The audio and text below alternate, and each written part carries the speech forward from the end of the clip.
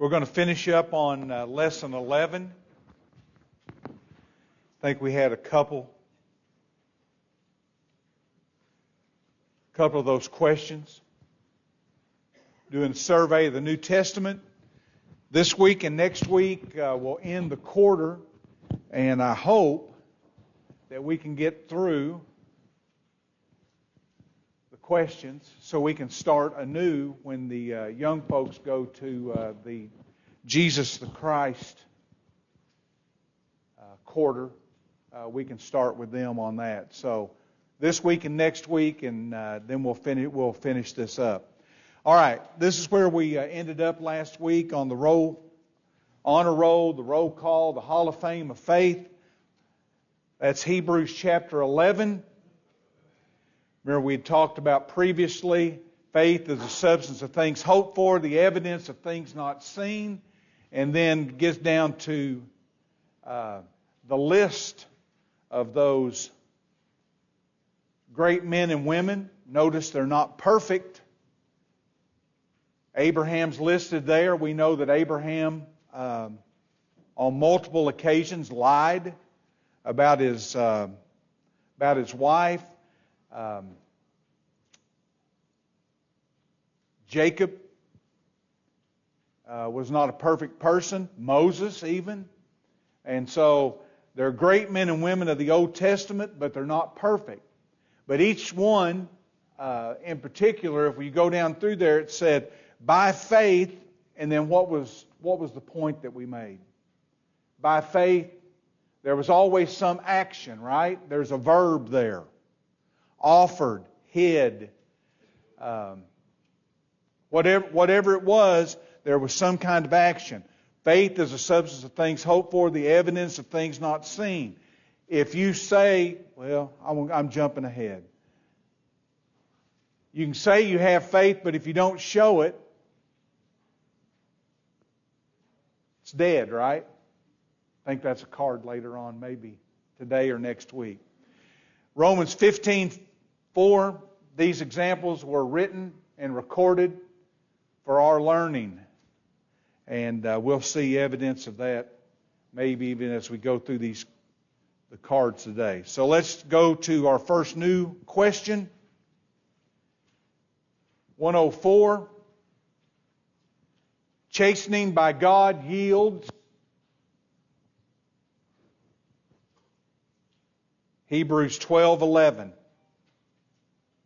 Peaceable fruit, even the fruit of righteousness. Couple things there. Peaceable fruit. That is probably a term that we don't use a lot. It means beneficial. Okay? So let's look at that. Chastening by God. What do we normally think of when we think of chastening? I heard two things. Trials and tribulations, maybe. Correction. I think that may be more what it's talking about here. But we often think about it, correction with punishment. Could be the case here. God ultimately will punish, and the realization of that should cause us to behave in the way that we need to behave. Okay, so that kind of chastening. But chastening, okay, it has to do with nurturing, instructing, that was mentioned. Training, okay?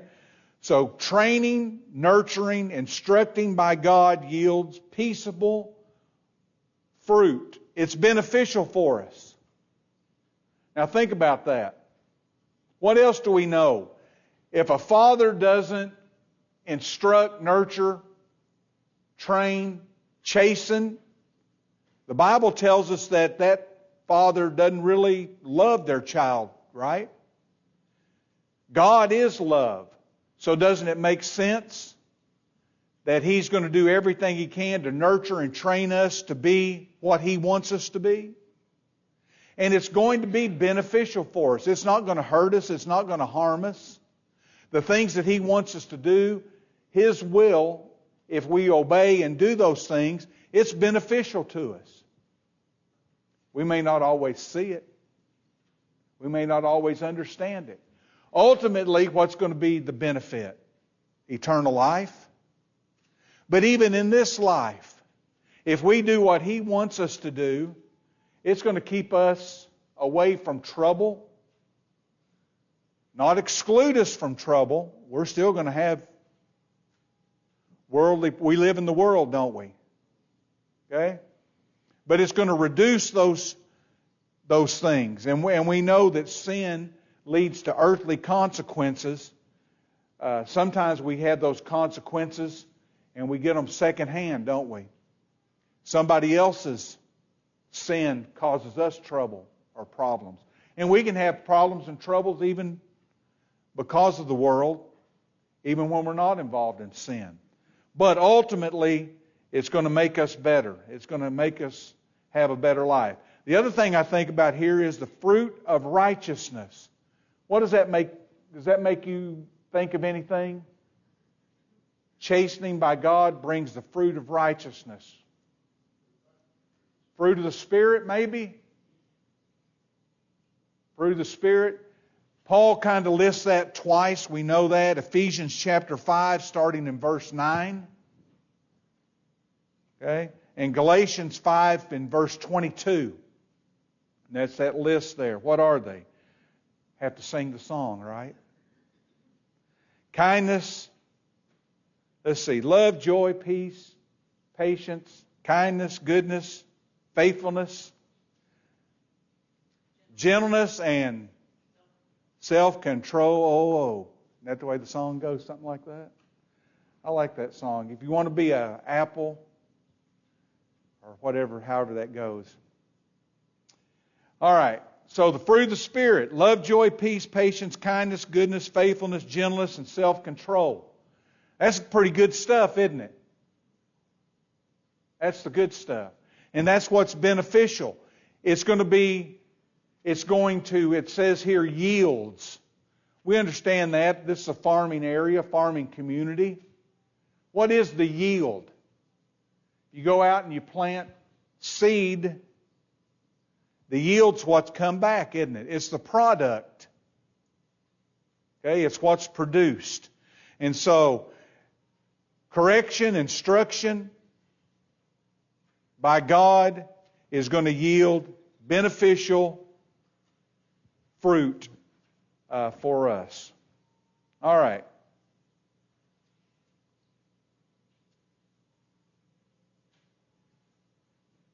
Church members are to obey. Continuing in Hebrews 13. Hebrews 13:17. Church members are to obey those that have the rule over you. Those that have the rule over you. Who is that in the church?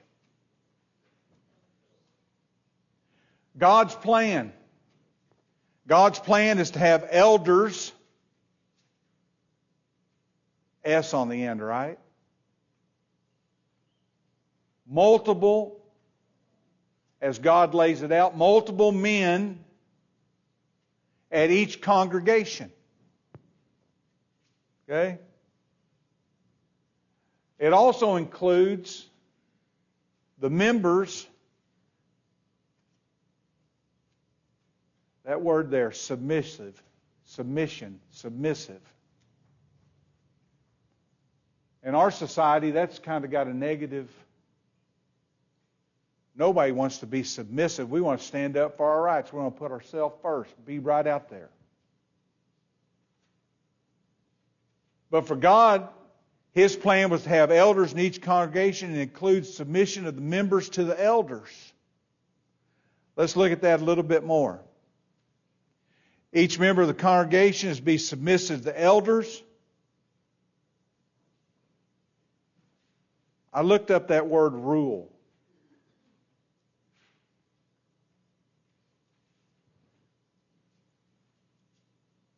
That's heavy, isn't it?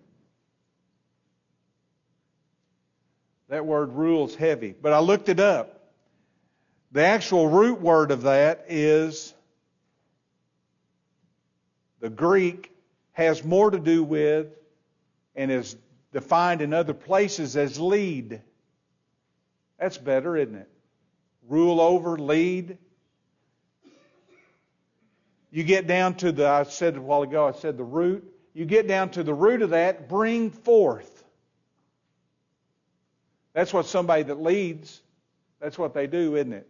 They bring a group with them, or they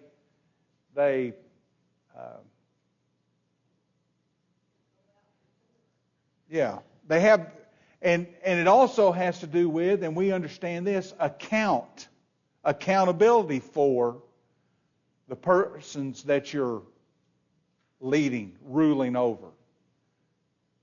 We know that verse, right? Elders are going to have to one day do what? Give an account. Okay? Give an account. All right. Elders, and we can define what that office is by the words and the descriptive phrases that are used in the New Testament. Can you think of some of those? What is another word that the New Testament uses for elders? Shepherds, that's probably one of the first one that come to mind, right? Think about what a shepherd does. He brings the sheep forth, right? He's going to have to account for those sheep. Okay? Knows where they're at. Knows what's going on, how much they're eating. What else? Yeah, shepherds protect the flock. What's another word? Bishop, pastor,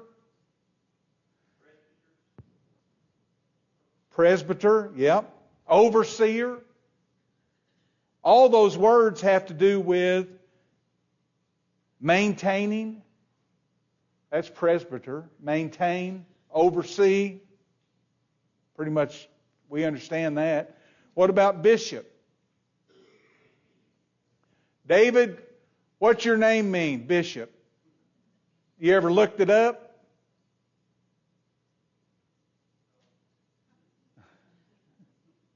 It has to do with what we're talking about here. Someone that's oversees what's going on. So some point in the past, that's how people got their last name, wasn't it? Based on what they did. You know, a tailor was someone that made clothes, or a miller, worked at the mill, or whatever it is. A bishop, in today's world, we kind of put a religious, thing on that, but it didn't necessarily mean that. Someone that was looking over, to give an account. What about that word, members are to obey? Once again, in our society today, we don't like to obey anybody, do we? We want to do our own thing. Obeying has to do with trust and having confidence in. So let's talk about that. Church members are to trust and have confidence in those that are over them, the overseers, bishops, shepherds, pastors, presbyters, those that are going to have to give an account.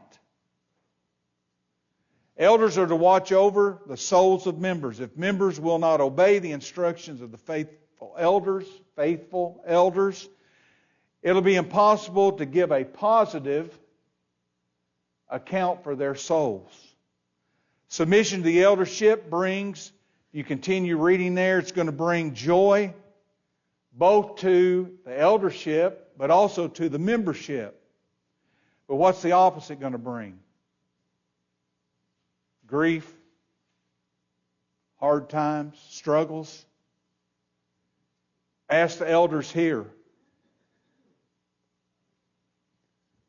Something goes on that we have to deal with. It's probably a very crass way to say that. Something that has to be handled. Do you enjoy that, Derek? Steve? We don't enjoy that much, is it? No. All right. Members are to obey those that have the rule over them. Comments or questions? All right, new page. Lesson 12.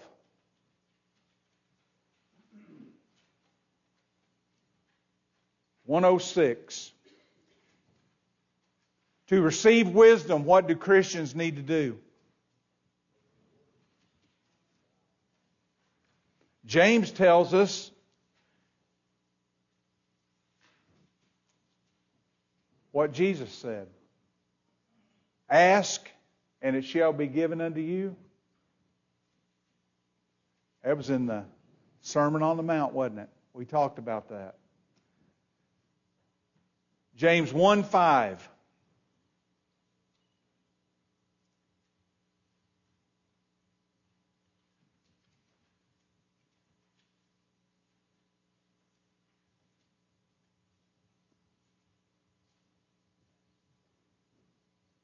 Everybody got it?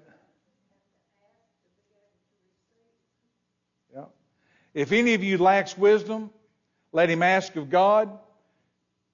How's he going to give it to us? Little piece here, little piece there. What does it say? Gives it all liberally and without, New King James says, without reproach. King James says, unbraided. Upbraided. I had to look that up. Without reproach. Okay? So if you ask for something, how's God going to give it? Abundantly, heaping over. Okay? And without reproach. What do you think that means? What came to my mind was He's not going to make fun of you, or He's not going to put you down, or He's not going to make it a bad thing because you ask for it. Okay? In fact, when I read this, He's happy. He's glad that you're asking and that you want whatever it is that you want. In this case, we're talking about wisdom. What is wisdom?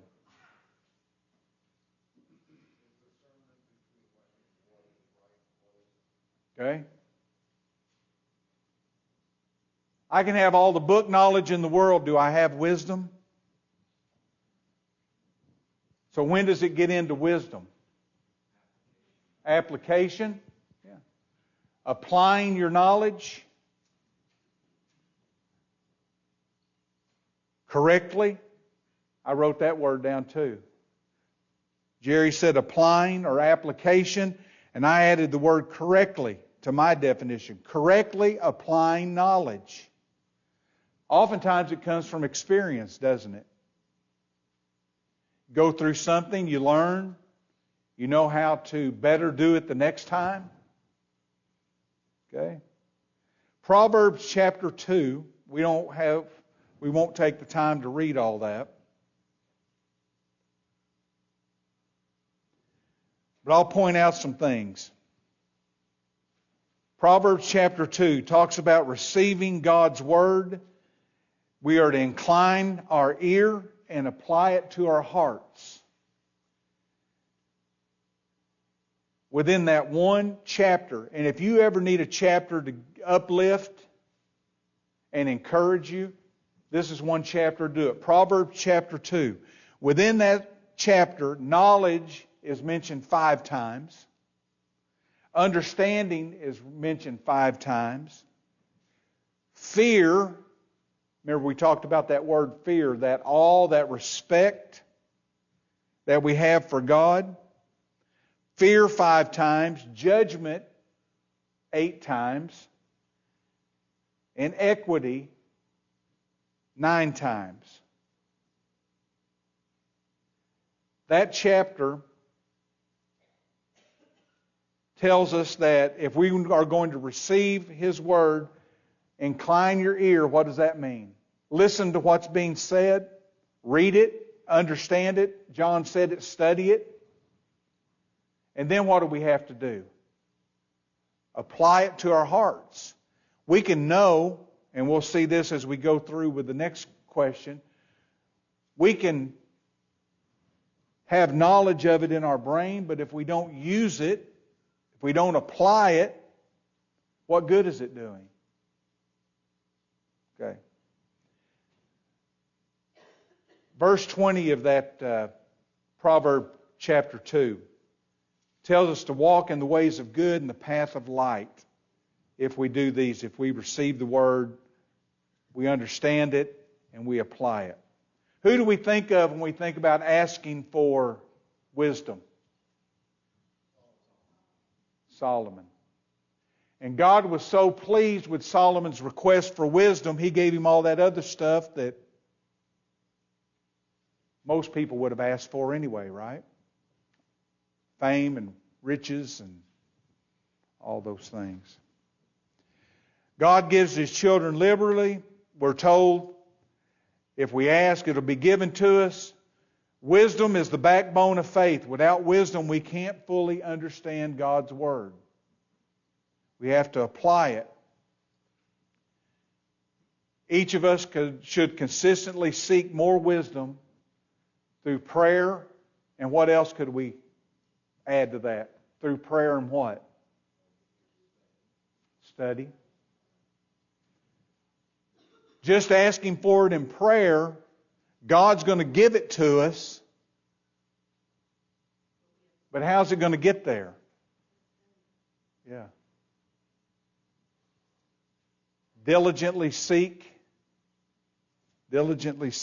His Word. Okay. All right. Faith without works. This is what we kind of been building up. It seemed like I'm stuck on this one. Everything kind of applies back to it, doesn't it?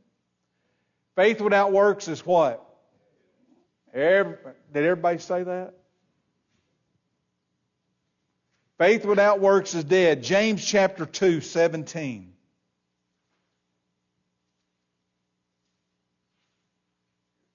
That's the verse we pull out. Go back up to verse 14. What does it profit, my brother, if someone says he has faith but does not have works? What kind of question is that? Rhetorical. That means the answer's already known. You don't even have to say it. What is the answer?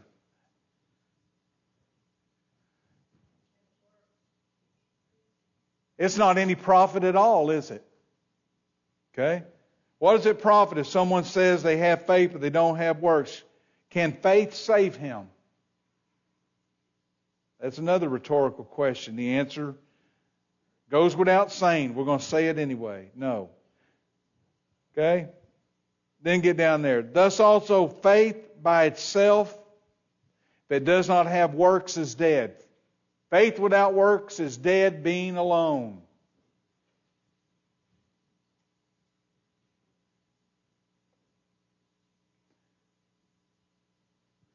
We read down through there. Verse 15 talks about a brother, sister. They're poor. They don't have good clothes. Maybe they mentioned here it said naked. They don't have any clothes. They don't have enough food. And you tell them, go on your way, be warm and be filled.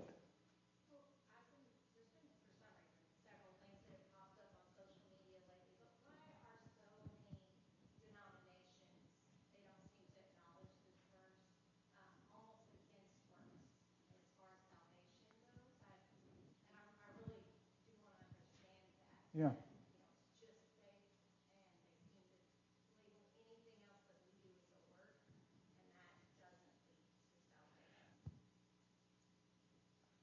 I don't want to simplify everything down to just kind of one blanket statement, okay? But I'm going to say this.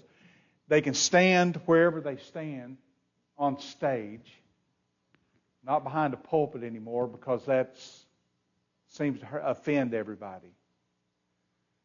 But what Leslie says is denominational world has gone way over here on the pendulum of all faith and none of this over here. And they say that, and I hear that, and they preach that, but what's the one thing that they want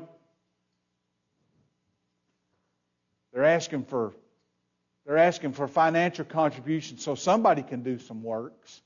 It's not, they don't play it out so that, hey, just give us money so we can have some money. Give us money so we can continue to build, or we can continue to, have fancier this or whatever it is. But that, to me, they're asking, that's a work, is it not? Even though their preaching denies it, their actions in that case. And I don't want to boil it down to, because that's just all I see. And so, is that hypocritical of them to say faith, faith, faith, faith, faith, and no works, but boy, we need your money so we can do these works? Kevin, I think it's rooted in the once saved, always saved philosophy. They don't have to do anything else. And I think maybe in that, everything is, if even an inkling of feeling like you earned it. Is that, do you all understand? Did I make too big of a leap there? Can we earn our reward? No. And we're not saying that you can. But God says that you have to do something. You can't do nothing and just profess it and not live it and not become it.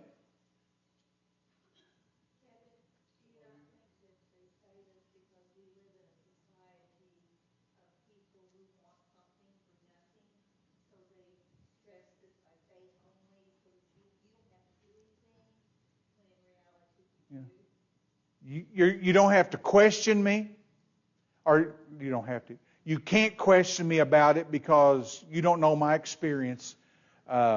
You can't judge me because you don't know what I'm doing or what I'm not doing.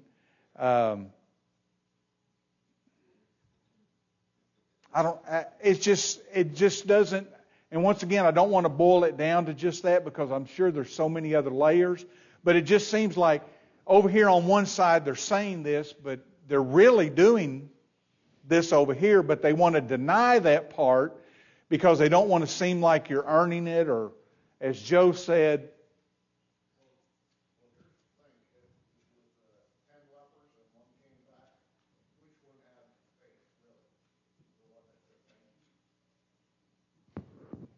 well, Jesus healed them all.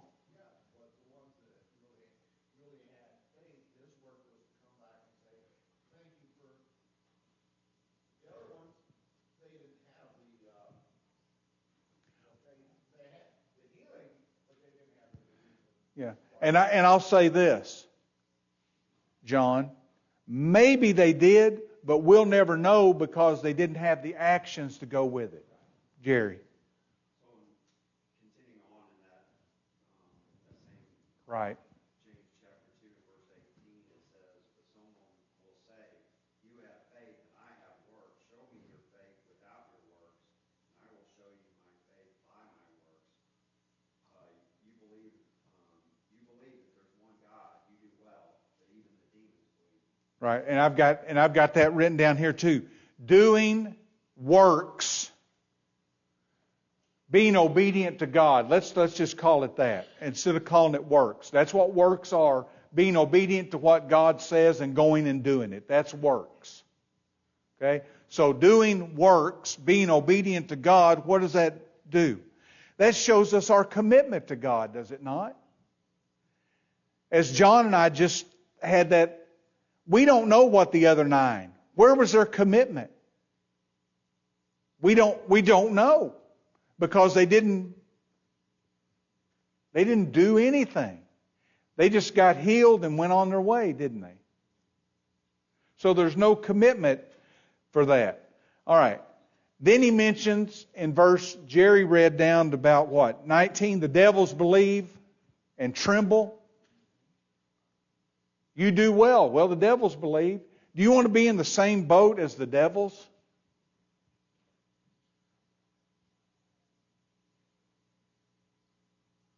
what are the devils lacking? Maybe a lot, but in this context, what are the devils lacking? They're lacking commitment, aren't they? Where's their commitment lie? To Satan. They believe, but there's no commitment there. So to be different than that group, we have to do works, right? We have to be obedient to God. Okay? Verses 21 through 25. A couple of examples there. Talks about Abraham. We can go back to Hebrews and read about Abraham. We can go back to Genesis and read about Abraham. But then it also mentions Rahab. What was Rahab's profession? Harlot. But she's mentioned in that Hall of Fame, the honor roll of faith.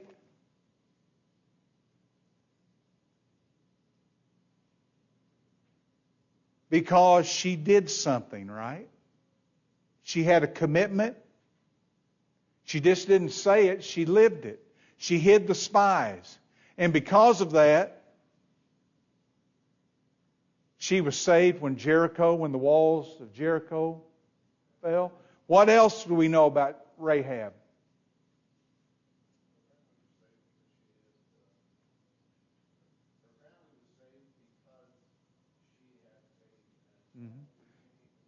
But what do we know about Rahab? Where else can we read about Rahab? Read about it in Hebrews, read about it here, read about it back in the Old Testament.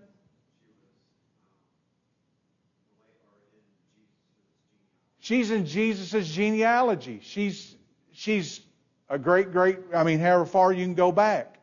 Just like Ruth.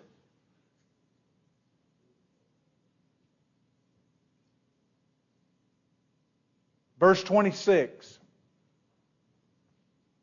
Faith without works is dead. What does they compare it to? The body without the spirit. The body without the spirit. We understand that, right? The physical, the spiritual, the separation, that's death. If you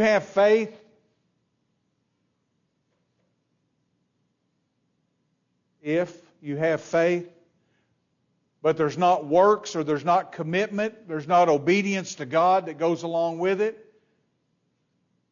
your faith is just like a dead body. I didn't hit the thing, did I? We don't earn our salvation, but by doing work in the church, we show our obedience. James stated that, verse 18. By our work, we show our faith.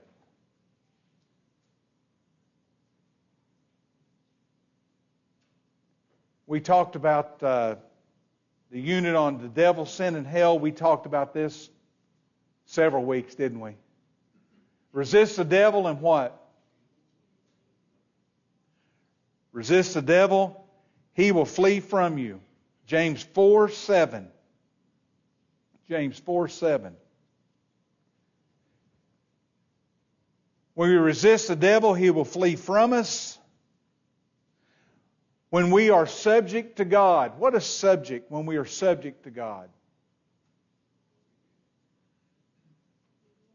Submissive, obedient to His will. And that way we resist the devil. By drawing near to God, what do? We draw away from the devil.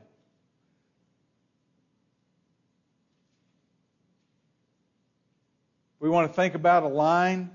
God's on one side, the devil's on the other. As we move toward God, we're moving away from the devil.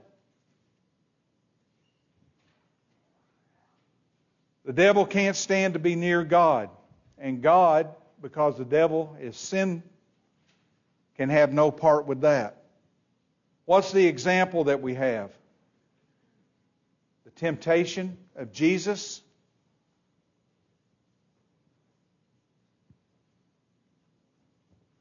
Jesus was tempted in the wilderness how many times? 3 times. Lust of the flesh, lust of the eyes, the pride of life, just like Eve in the garden. Each time, how did Jesus respond to the devil's offer? Quoted Scripture, didn't he? We need to be able to do the same thing. How are we going to be able to do that? It goes back to what we said at the very first in the cards. Study. Study to show thyself approved. Diligently seeking Him. We have to put forth an effort. And we have to be obedient. We have to do the works that God demands for us to do. Not to earn anything, but to be, as it says here, submissive. Submissive. What did the devil, I guess physically, I don't know how to say that. What does it say at the end of that? Temptation. Recording. At this time, what did the devil do? Left him. Left him. Did the devil ever return? Will it return for us? We've got to be ready. And the other thing we talked about a couple weeks ago, we have an armor, don't we? Put on the whole armor of God. We've got a shield, we've got a helmet, we've got a breastplate, we've got a belt, we have shoes, we have a sword. Put on the whole armor of God so that you can resist the fiery darts of the devil. All right. Will we make it next week? 1, 2, 3. Whew. That'll be tough, won't it? I appreciate your attendance. We'll take a short break, and then we'll be back for our worship period.